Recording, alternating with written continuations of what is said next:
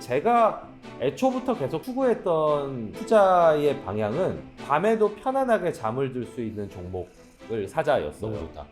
주식을 워낙에 좋아하기 시작했고, 근데 저는 돈을 늘리는 좋은 수단이라고 생각하는데 우리나라에서는 압도적으로.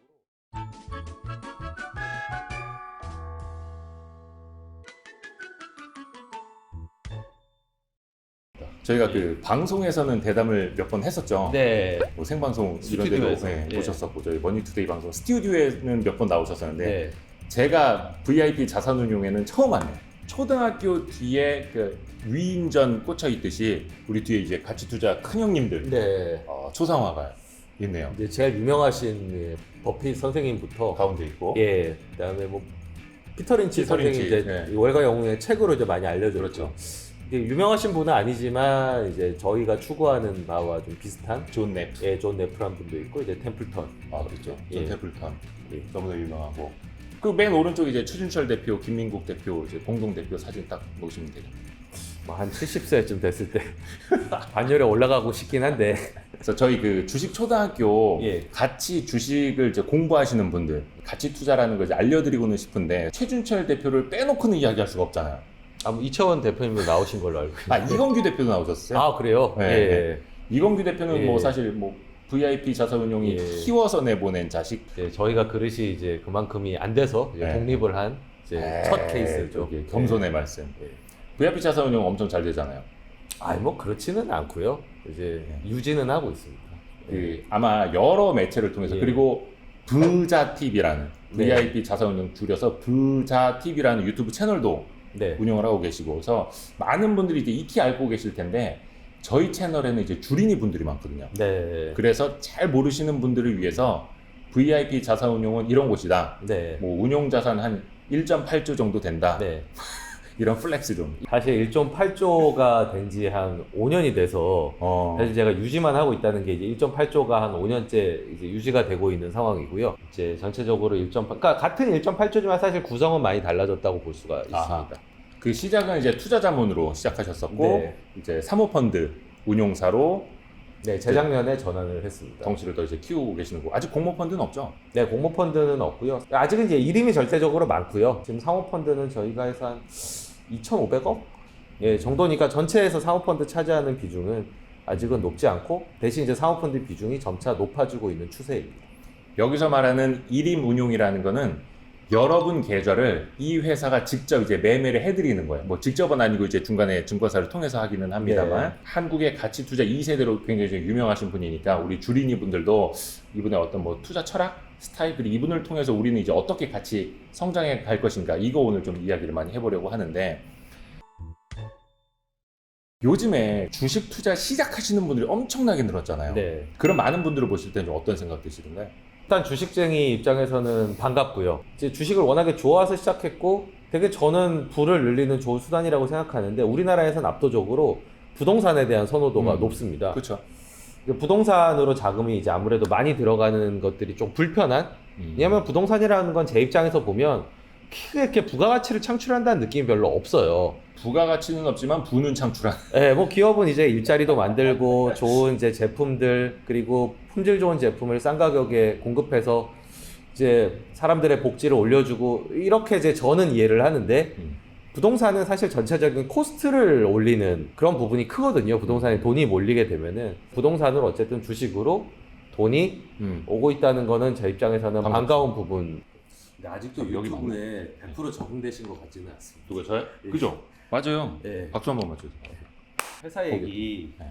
별로 안 궁금해하거든요. 유튜브 보시는 분들이 저희 회사 얘기. VIP 자산운용은 별로 안 궁금해한다. 네. 구독자들이 궁금해할 걸 물어봐라 말이에요. 그러니까 고기 잡는 법을 알려드린다고 했는데 네. 예, 낚싯대 회사 소개하고 이 옛날 레거시 미디어처럼 하시면은 별로 이렇게 관심 받기 쉽지 않으시죠. 저 되게 그런 이야기 되게 좋아요. 진짜 네, 아니, 네. 이런 충원. 예, 저는 뭐 얼마든지 회사 얘기 할 수 있지만 하면서도 그렇게 좋아하시지 않을. 근데 사실 요거는 예의상 여쭤본 거고 예. 방송 안 나갈 수도 있어요. 아 예.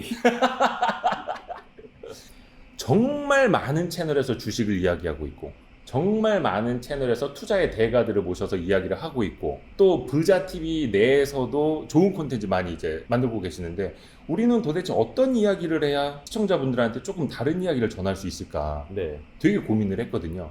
근데 답은 하나 들어요. 그냥 현실적인 이야기 하자. 네. 현실적인 이야기를 하자. 현실적인 조언. 제가 이제 주린이 시절을 돌아보면 제 첫 매수 종목이 LG화학이었거든요. LG화학. 저희 아버지가 이제 화학업계에 계셨었기 때문에 아. 얘기를 들은 것도 있고 제가 그 회사를 당시에 완벽하게 이해했나라고 생각해 보면 그러지 않았던 것 같습니다. 그때는 뭐 2차 전지 2자도 안 나올 때였고 완벽한 그 일단은 회사 속사를 보기가 석유화학. 어려웠던 또 시기이기도 하고 화학이 되게 어려운데 그러니까 대부분은 처음에 시작할 땐 들어봤을 만한 대형주 하지만 그렇게 내용에 대해서 깊이가 있다기보다는 뭐 망하기야 하겠어 혹은 뭐 큰 회사니까 알아서 잘하겠지 정도의 좀 막연한 생각 그 정도를 가지고 입문을 하시는 게 일반적인 경우인 것 같습니다. 이제 그렇게 입문을 해서 결국에는 각자의 취향과 어떤 학습하는 방향대로 해서 이제 나눠지게 되어 있는 것 같습니다.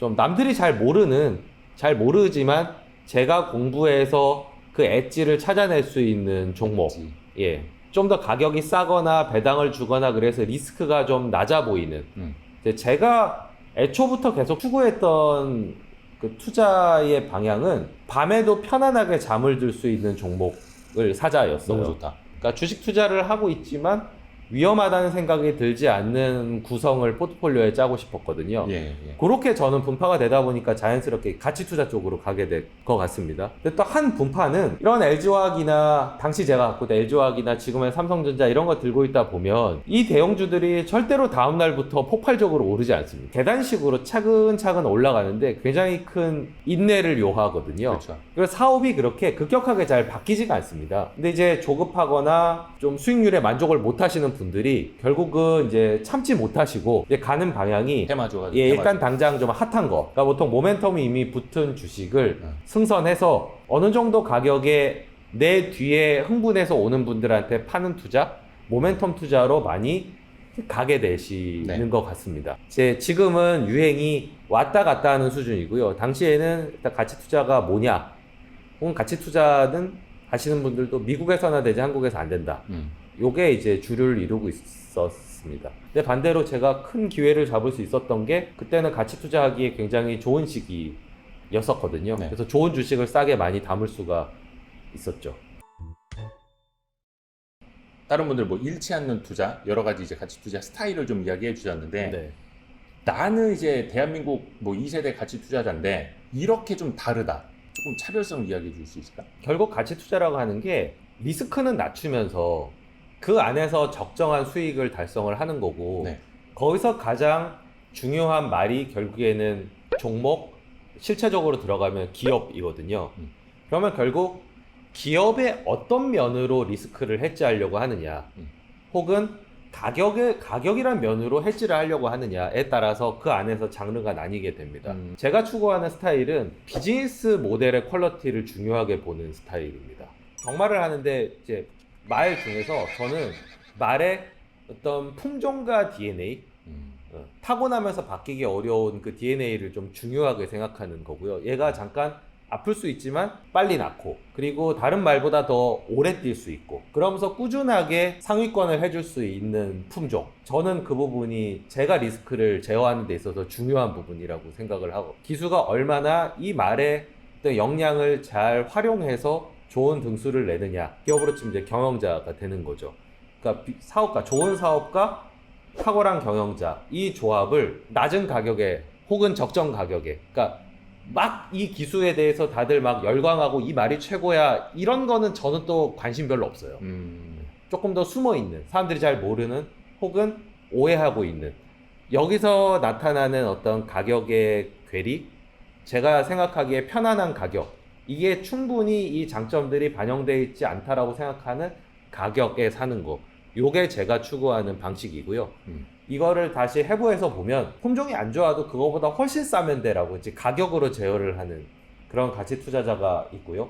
혹은 가격은 상관이 없어, 그냥 말만 좋으면 돼, 어차피 높은 가격에 사도 말만 좋으면은 끝에 가서는 얘가 이겨, 뭐 여기에 따라서 그 안에서 세부적으로 좀 장르가 나뉘는 것 같습니다. 뭐 어떤 가격적인 가치냐 아니면 거기다 조금 더 모멘텀적인 가치냐 이거 부여하는 거에 따라서 좀 스타일이 달라지는 걸 수도 있고. 모멘텀적인 가치라기보다는 이제 저희가 가격을 신경을 쓰는 거는 아무리 좋고 좋은 말과 기술에 투자를 했다고 하더라도 미래의 일이기 때문에 변수가 발생할 수 있다고 그렇죠. 보는 거거든요. 뭐 알이 아플 수도 있는 거고 그렇죠. 기수가 갑자기 영양이 좀 기수가 바뀔 수도 있는 거고요. 암만 비즈니스 모델이 좋다 하더라도 네. 그 비즈니스 모델 그 역량을 가지고 이제 수익을 내는 시점에 도달을 해야 그때야 비로소 이제 가치주로서 빛을 내는 그렇죠. 거잖아요. 그러니까 그거를 조금 더 제어하고 싶은 부분이 있는 건데요.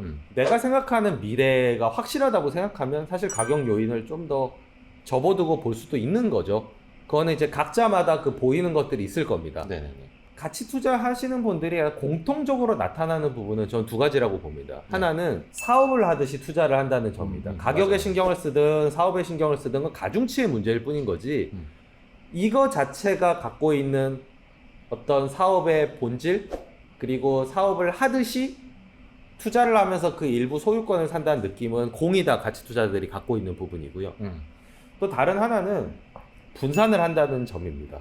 어디에 방점을 두더라도 모든 게 다 내 뜻대로만 미래가 가는 건 아니고 그렇죠. 아무리 좋다고 하더라도 주가에 반영되는 거는 어떤 시기적으로 오늘일 수도 있고 3년 후일 수도 있기 때문에 그거에 대한 대비책으로 이제 분산을 하는 겁니다. 그래서 어느 정도는 종목들을 뭐 30개, 50개, 70개 이렇게 이제 분산을 하는 이유가 다 공통적으로 저는 1세대든 2세대든 3세대든 가치 투자사에서 나타나는 부분이라고 봅니다. 여기서 말하는 종목 수는 여기 이 VIP 자산 운용에 맞는 이제 운용 규모 사이즈일 때이고, 그렇죠? 저는 작을 때도 분산을 했습니다. 아, 그래요? 예. 작을 때라는 게 규모가 뭐 진짜 200만 원, 500만 원일 때도 저는 배당주를 샀고 분산을 했습니다.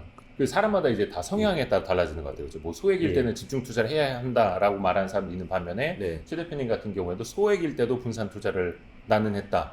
그러니까 아까 이제 이천 사장님이 말씀하셨다고 하는 기질에 따라서 해야 된다는 게 저는 이 얘기입니다. 저는 원래 이제 그런 기질이었던 거고요. 그게 맞아요. 200만 원이 됐든 1조 8천억이 됐든 동일하게 이제 되는 건데 그게 상황에 맞춰서 바꿀 수 있다고 생각을 하시더라고요. 자금이 작을 땐 이렇게, 클 때는 이렇게. 근데 작을 때 실패하면 이 단계를 못 가니까 어차피 답이 없고요. 이게 잘 돼서 이렇게 가면 이 방법을 계속 하게 되어 있습니다. 몰빵에서 성공했는데 자금이 커졌다고 분산을 할까요? 저는 안 그럴 것 같은데요. 레버리지로 성공하신 분들은 계속 레버리 쓰시는 거고요. 모멘텀 주식으로 돈을 버신 분들 계속 모멘텀 주식을 하시는 거고 맞아요. 몰빵을 하셔서 성공하시면 계속 몰빵을 하게 되어 있습니다. 과연 나는 누구인가?